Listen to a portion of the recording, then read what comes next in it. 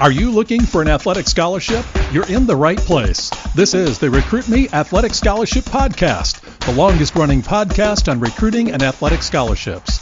We're here to help your family navigate the recruiting road all the way to an athletic scholarship.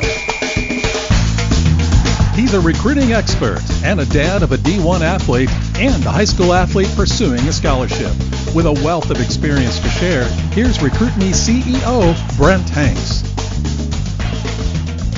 Welcome to episode 276 of the Athletic Scholarship Podcast. Back in episode 212 in August of 2020, I interviewed Paige Tonz. Paige is a girl athlete mindset mentor. So what is a mindset mentor? As a mindset mentor, Paige helps girls handle the strains of playing sports along with internal and external pressures. Today we get an update on how Paige helps young ladies in their sporting adventures. Oh, and we also get some recruiting advice from Paige. Paige played college softball at Northwestern University from 2011 to 2014. Let's get into how Paige got to be a catcher for the Wildcats, and then to being a blogger, a podcaster, and an owner of her own business as a girl athlete mindset mentor. Also, I had a little trouble with my microphone on this interview, so bear with me. Welcome back, Paige. Thanks for having me. I was so excited when you asked me to come back on, so I'm glad to be here. Well, you are our second time interviewee. The other one used to live with me, Parker. I've had him on twice, and now I've had you on twice. I'm sticking with the Northwestern theme on. We got to stick together. It's been a little bit over a year since we got together. So, Paige, give us a summary of what your girl athletic mindset mentorships and their services do for girls. I still have my signature program, which is the Confident Athlete, and that's my most popular program. That's where I'm teaching girl athletes the mental side of the game, mental training skills and tools and things that they can use in their practices and games. And not only their practices and games, but even beyond that, in school and their relationships with family at home, all sorts of things. So that's my main program. And then I also have this exciting new tool that I came out with called Game Ready Confidence, which we can kind of talk a little bit more and go into detail about that. But mostly just working with girls and continuing to help them build their confidence, showing up and being the best versions of themselves. And I'm still working on growing and impacting more girls and families and things like that. So that's kind of my biggest focus right now. Why do you kind of specialize in girl mentorship? Yeah, so I decided to specialize in the girls and working specifically with girls, mostly because I just felt like I could relate to them on a really just like a whole different level than I might be able to with boys and guys. And I think that, you know, of course, the guys should be practicing the same kinds of things. And I could most definitely work with guys on this, you know, in what I do. But I just felt like I had this really unique and special relationship with the girls and working with the girls. I think it's something about, you know, I look like them. I've been in their shoes. I sound like them. I've had the same struggles and things like that. Just being a girl growing up, a teenage girl too. And that's why I really specifically work with the girls. Well, that's good. And you've got you mentioned the new product or program that you do, the Game Ready Confidence program. Tell us more about it. Yeah, Game Ready Confidence. I'm super excited about this because it's a really easy to implement yet incredibly impactful tool. So what it is, it's a mental pregame routine. And it's really simply just some journaling questions with a little bit of visualization at the end if they're open to working on that as well. But it's helping the athletes prepare mentally and not only physically. Because a lot of times we just show up for warm-ups, right, with our team, and we're warming up our bodies physically, but we're never really like warming up our brains and like setting the tone and stating like how we want to show up for that weekend or for that game. Setting intention going into that is really helpful for the girls, and also like allowing us to release any things that we're letting or like that we're holding on to, or when we do mess up or when we do fail in a game, like what's the plan? What am I going to remind myself? And those are some of the things that we walk through in that mental pregame routine called Game Ready Confidence. So that's all of Game Ready Confidence, and it takes 5 minutes. I know that if there's just like too much or it's too long or too complicated, then it's not going to get done. But it's simple, but really, really effective in building confidence before games. And then the cool little thing is when you go to buy Game Ready Confidence from my website, you get this one-time option to add on pre-game guided visualization that's recorded by me. So I'm taking them through a visualization to mentally prepare for their game as well. So it's kind of like a cool combination of doing some journal work and some mental prep, and then also doing a little bit of visualization before they start their game. And you mentioned this program is something that a student athlete can buy. Can you tell us about all the things that they can get from you, both free and things that they can purchase from you? Game Ready Confidence is $19, and then you can add on the visualization, the guided visualization for $9. So it's a relatively affordable product to try out, test out, see how it works, but also have big changes in how you're showing up for your game. And then my free resource, actually I have a couple of free resources. I have the self-talk practice, which is really popular because that's one of the things we really struggle with as athletes, right? Is what we say to ourselves and what we're thinking about ourselves. We're typically our own worst enemy. So really working on shifting our thoughts and shifting our self-talk and having better self-talk, because if we don't practice it before the games or outside of games and even outside of practice, it's going to be really difficult to do when the pressure is on. So just like any physical practice and getting reps in and doing your drills and things like that, self-talk is the same. We have to really work and practice the self-talk so that you can get better when that pressure is on or when you're in those moments or game is on the line kind of thing. So that's a free download. You can download that one for free. So then we have the Game Ready Confidence, which is the $19 one. And then my program, the Confident Athlete, which I touched on a little bit in the beginning.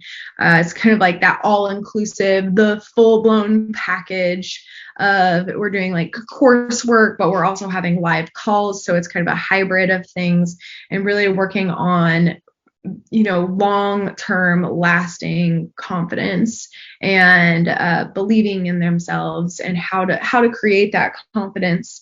That's the Confident Athlete program. And it ranges from a couple of different costs. You can pay monthly or you can pay 6 months in advance. And I have a couple of different payment plans as well that range it from $97 to $197. So there's a couple of different options there. And what is your website? Yeah, my website is Paige Tonz, my name, PaigeTonz.com. And what are some other Facebook, Instagram? What are some other ways to get a hold of you? I'm glad you said that because I do have more free resources there too. So I have a free Facebook group just for parents. It's called Confidence for Your Athlete.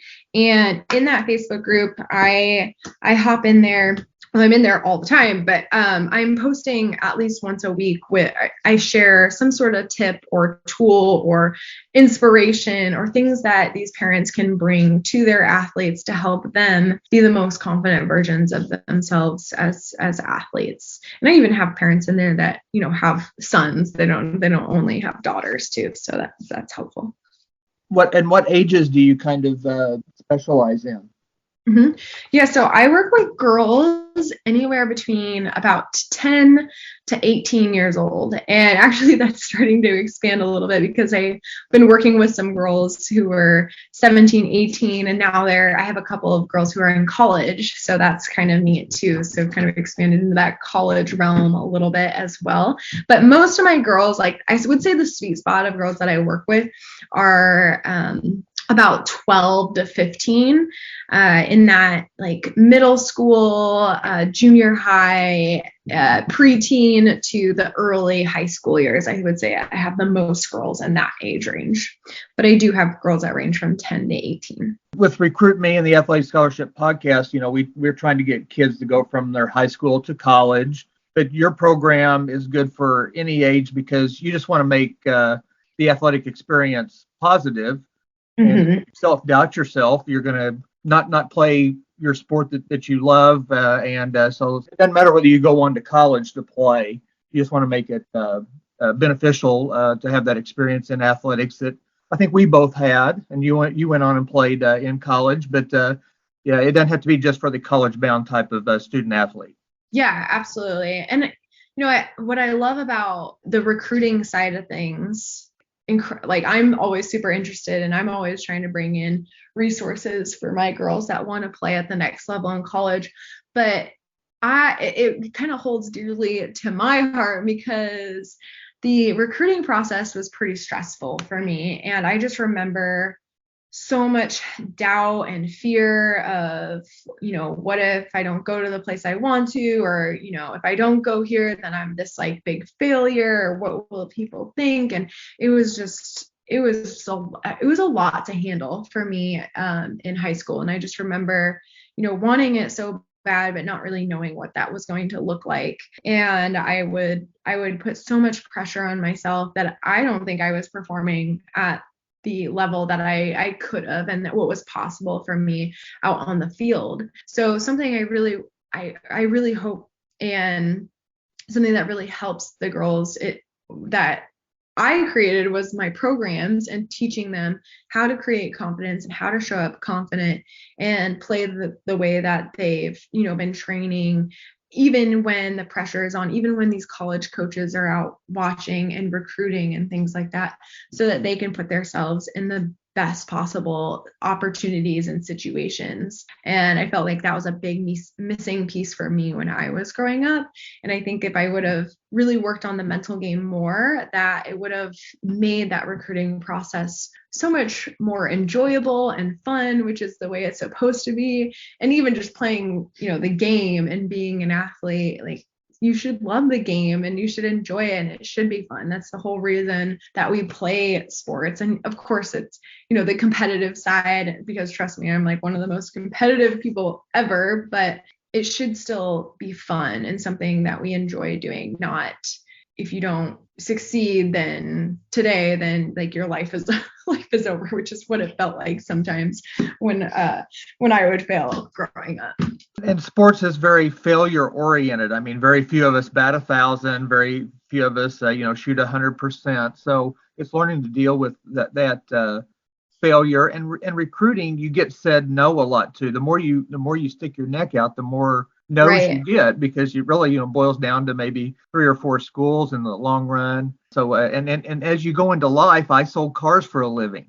Well, if I talked to 10 people, I had 7 or 8 people tell me no. And Yeah. So you had to learn to deal with that and failure, I guess, if you want to call it failure, and not take it personally. You had to kind of go on, because sometimes that's hard for especially a young person that's been successful at coach pitch or youth softball or youth volleyball. They've been the star, and then all of a sudden they get mixed in with in high school or in college, and it's hard to deal with not being the best sometimes. Yeah. And just like how to handle those failures, how to move through them, how to not get stuck on them. I mean, that's like everything that I'm working on teaching these girls in my programs and in trying to instill in them, because not only in just sports is, like you said, being a car salesman or having different careers and jobs, there's going to be no's and there's going to be roadblocks, and it's just how you handle them and how you work on them.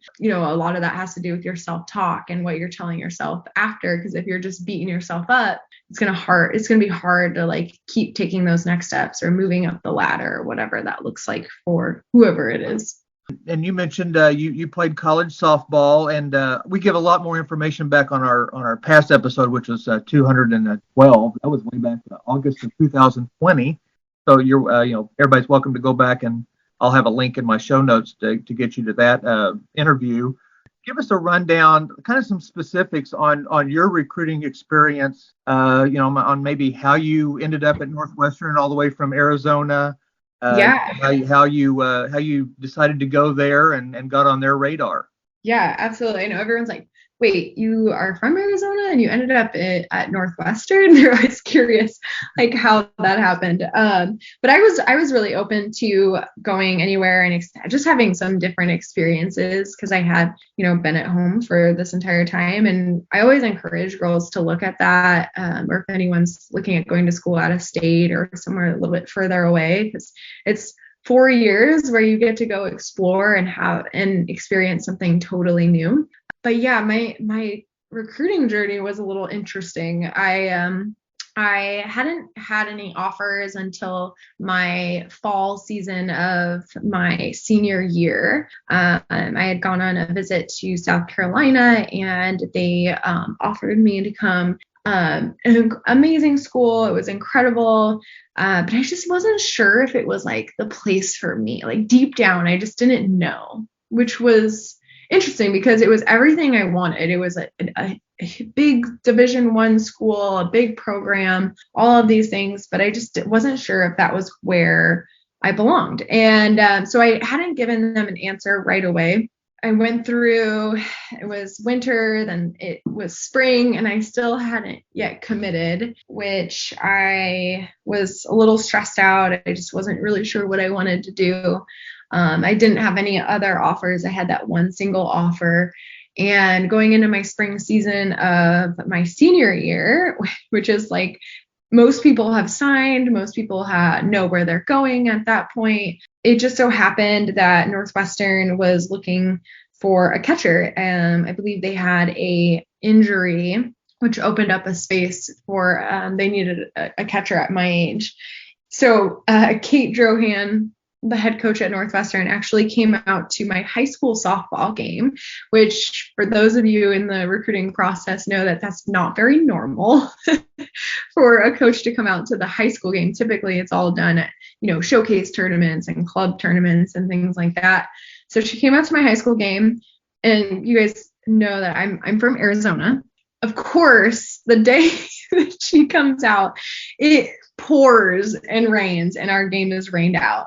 So, and it never rains in Arizona. So that was unfortunate, but we ended up having like this makeshift practice and bullpen and things like that. So she could kind of see just like the way that I played and my skills, which actually probably was really great for me because, just like, having that game time pressure, I wasn't great at that.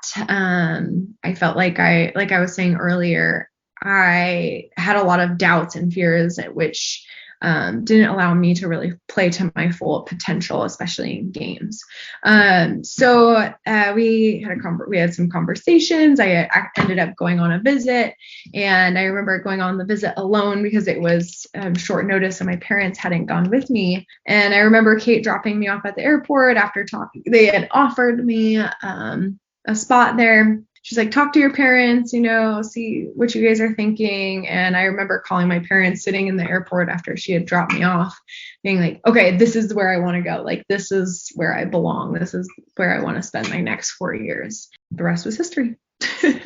So how did they end up, the two schools that you talked about, how did they end up finding you? Was it word of mouth? Had you reached out to them? Had you had high school or summer coaches reach out? How did they find out about you? Yeah. I'm not sure. I don't remember how South Carolina found me. I don't know if it was at a recruiting tournament. One of the club pitchers on my team, she was going to Northwestern. So I think it was a connection there, and her dad was our club coach. So I think he had just mentioned that, I still wasn't committed. So it was kind of like they reached out looking for some prospects, and I just happened to be available. So did you have some parameters of what you wanted in a college? Did you have a school list out, or did this all just kind of happen by happenstance? I went through the steps in the process of, creating my, top list of schools and what I wanted. I knew that I was open to going to different places. I wouldn't say this is super important now. And I wish that I would have been more open to other levels of school, not only Division I, or just like the big Division I schools. But I did have like dreams and goals of going to a big Division I school. And then academics was also really important to me. I was a fairly decent student in school, and wanted to challenge myself there and have those opportunities. The other thing is I didn't really know what I wanted to do. So that was a little bit challenging, just in the fact that, the knowing what majors they had at Northwestern, that didn't really affect my choice at the time. Of course, where I'm at now, I'm like, oh yeah, I would have done some things differently or studied some things differently. But I feel like that happens to a lot of us after going through school and experiencing life. So yeah, that was kind of the process I had gone through. You probably had a good relationship with your academic advisor, Parker, and Felicia, his academic advisor, or that's like, they're like best buds. So one of the biggest lessons that I've learned that I like to pass down is to really have a lot of conversations and phone calls and meetings with people, not only just in your school, but outside, or maybe even like alum. That would be a great connection as well. But people who are doing things that interest you, and just having conversations with them, or going to shadow them for a little while and just seeing, can I see myself doing something like this? Does this excite me? Because I felt like I didn't really know how many opportunities there were, like what people were really doing in the real world. I mean, it sounds kind of silly, but like I didn't even know what like business consultants really were when I was a freshman, sophomore, junior in high school. I just didn't know about all of these different opportunities. I think I only knew of like kind of like the basic career paths, I guess, if that makes sense.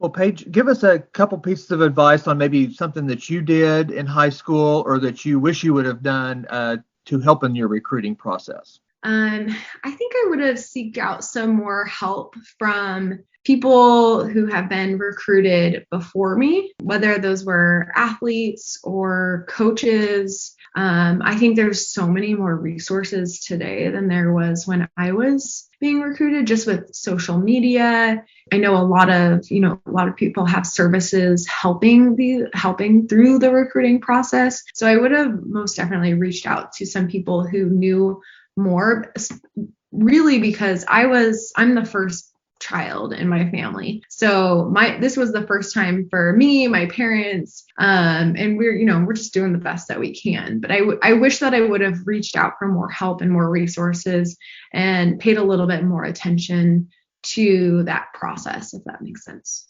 And I know a really good place that people could reach out to. That'd be like recruit-me.com. Yes, absolutely. In your business, you're trying to help people answer questions that a lot of people ask, and let them know that there's other people out there going through the same thing, and there's no reason to struggle through situations athletically or mentally, either one, that can be solved without a lot of stress and strain. Yeah, and one of the best pieces of advice I've heard in the recruiting space is creating relationships with college coaches. And I never would have thought of it like that growing up and going through the process myself.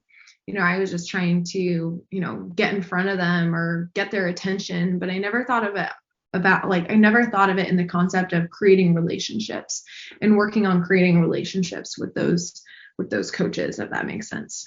And I just did a podcast about things that are hard for a 16, 17-year-old to do. And that one thing is talking to adults, reaching out to them and showing them that you can talk like an adult and be an adult. And college coaches are human, believe it or not. They don't just sit there and yell all the time. They have a human side, and they really do care about, and high school coaches too. As a 16, 17-year-old, that's hard to do.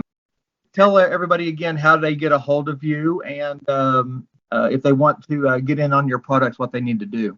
Yeah, absolutely. So you can find all of my free resources and even like the Game Ready Confidence, that mini product and tool on my website, paigetonz.com. And then I'm super active and always hanging out on Instagram as well. So that would be a great place to come and hang out and just kind of get to know me a little bit. We appreciate you coming on, and if you come up with any new products or anything, let me know. And good luck with not only your business, but you're a newlywed. So congratulations. Yes. Navigating new chapters of life over here too. I'm always learning and growing too. We all are. Well, thank you for coming on, Paige. Yeah, absolutely. Thank you for having me. Back on episode 265, I started a series from the Recruit Me 3.0 Athletic Scholarship System. Appendix F of the Recruit Me 3.0 system is how to study and make the most of your time. We have covered the value of a schedule, when to study, where to study, the SQ3R method of study, reading tips, taking note tips, and taking exam tips. This week we jump into 2 power studying tips. The following tips have been proven to be extremely powerful guides for organizing, thinking, studying, and learning in college. They represent the best advice of successful college students. They can also work for high school students. Tip number 1, study space. Tips for study space. Your study space should be as quiet and comfortable as possible. Avoid studying in noisy places such as cafeterias, recreation rooms, or lounges. When studying, keep a wastebasket handy. Have a consistent place for everything, and above all, keep it there. Have everything needed to study handy beforehand. Do not waste valuable time looking for books, notes, or other information. After you have assembled the items you need, put them where you can reach them easily. Powerful study tip for study habits. Begin studying no less than 30 to 90 minutes after a meal. Never study within 30 minutes of going to sleep. Prioritize. Make a list of what you intend to study. Prioritize the list and stick to it. If possible, study no more than 30 to 45 minutes at a stretch. Many students retain more by studying for short periods with breaks in between. It all depends on what you're trying to study, but generally, after a period of study, take a break. Take study breaks away from your desk or wherever you are studying. Let the break time be a time to think about other things. Use some break time to reflect, but not constantly reviewing what you have just studied. Next week, we will have some more power studying tips. Thank you for listening, and join me next Tuesday on your favorite podcast app or on recruit-me.com. Thank you for listening to the Athletic Scholarship Podcast.